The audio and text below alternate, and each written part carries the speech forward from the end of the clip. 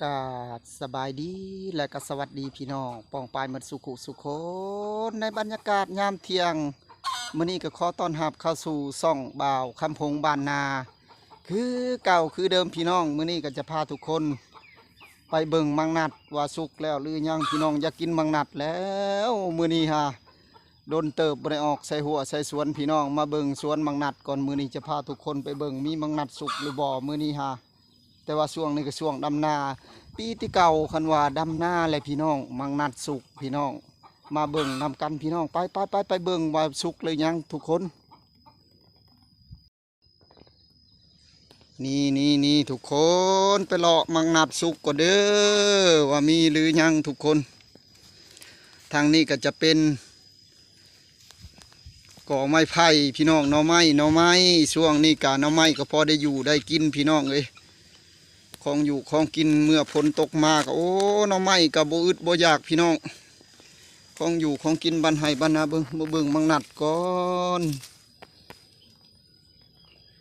มีบ่คือบ่เห็นบ่สิได้กินอยู่บ่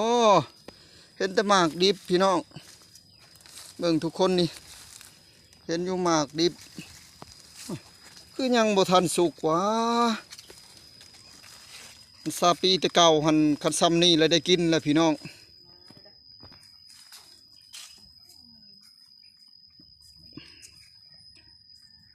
เห็นแล้วทุกคนเห็นแล้วนี่2 หน่วยป้า2 หมากตัวนี้ยังดิบอยู่นี่สุกมาเลยนี่2-3 หมากนี่เลยสุกหมดแล้วนี่ก็สุกมาเลยนี่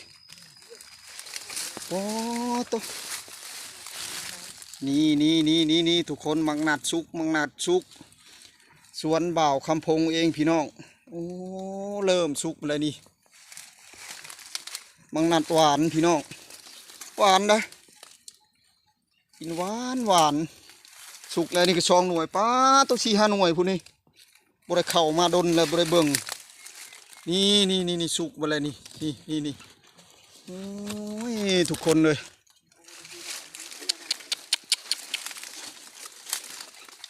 ตัวนี้ก็สุกนี่พูดทางในพูดเห็นแล้วแดงอยู่ทุกคนมาปิดมังนัดสุกกว่าเดิมทุกคนมื้อนี้ฮะ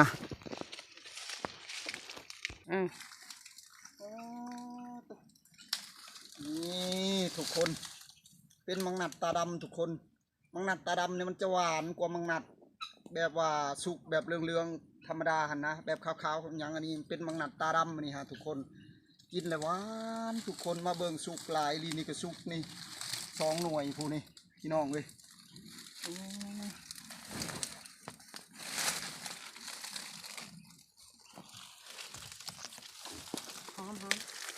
หอมลีได้ป้าทุกคนผู้เจ้าบ่ได้ไปเบิ่งสวนพี่น้องมีแต่ว่ามังนัดโบสุกมังนัดมาสุกโบสุกมาเบิ่งมื้อนี้โอ้ไปเบิ่งแม่บ้านเพิ่นเฮ็ดหยังนะฮะปิดมังนัดสุกบ่นะฮะป้า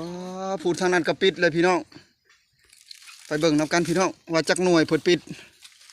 โอ้ต้องการขายเด้อราคาเป็นกันเองมากหน่อยมากใหญ่มีแต่หมากใหญ่ๆนี่เห็นแล้วทุกคนนี่ใหญ่รีมากปีนี้ฮะสำคัญกับหมากเน่ฮะโอ้มีขายมีเบี้ยพร้อมเด้อแถมมาซื้อกับสวนเด้อตะดนแล้วบ่ได้มาเบิ่งสวนมังนัดพี่น้องถ้าแม่นไผมาซื้อแถมทั้งเบี้ยพร้อมปลูกเองสวนเองพี่น้องก็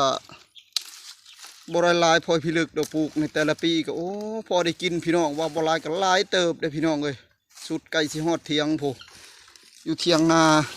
เพราะว่าหมูกับเพิ่นผูกเลยคู่มือนี่พี่น้องเอ้ยปีแต่เก่านี่คันว่าหมูเพิ่นบ่ได้ผูกนี่ก็โอ้หลังจากได้ปิดมาพี่น้องก็มาผ่ามังนัดเขาแก้เมื่อยพี่น้องเอ้ยโอ้สุกคักหอมคือสีหวาน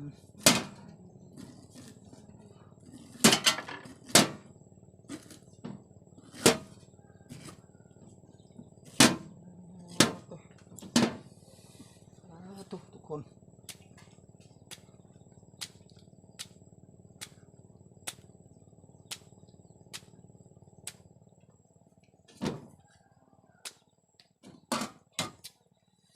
ป้า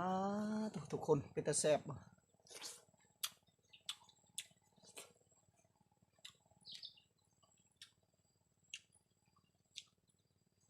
เป็นมังนัดตาดำหวานคักทุกคนอืม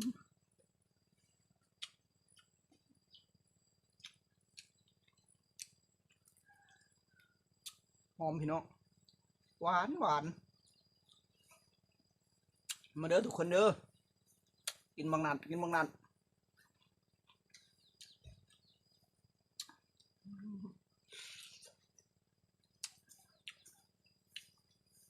ต่างประเทศเพิ่นเอิ้นสับปะรดนั่นบ่ ชมกันละ อืมหวานหวาน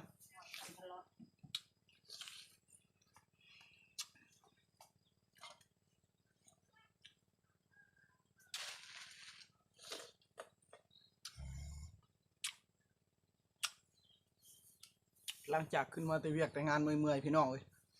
ได้กินของหวานก็มีแห้ง